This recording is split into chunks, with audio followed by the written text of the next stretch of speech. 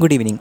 A lot of industrial as well as human waste are dumped directly into the river bodies, thereby affecting the aquatic life a lot. So, in our project ML Track, we are using image processing under the technology of machine learning and deep learning to detect solid waste in river and other water bodies. So, let's continue. In this page, we can use our ML Track credentials to log into our ML Track account. Thereby, we can connect to the devices.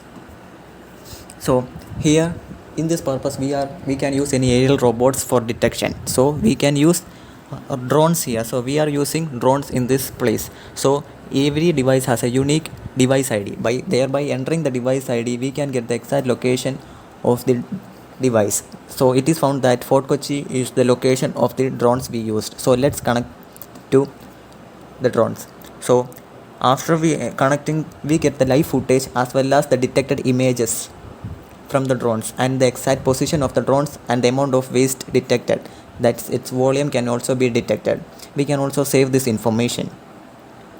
Under the process of image stitching and image processing, we can get high quality images. So we detect our drones detected a water bottle in the waste materials and its exact shape, size, color and material can also be identified under image stitching.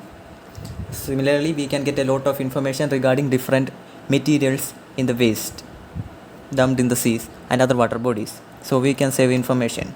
So we get the details of one location, that is Fort Kochi. Similarly, we can also get the details regarding different locations in the states.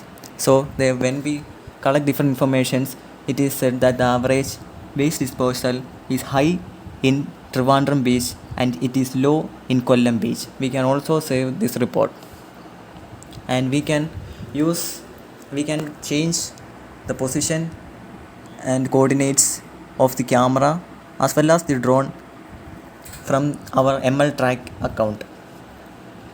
Like we can change the position, we can movements, the dimensions, everything.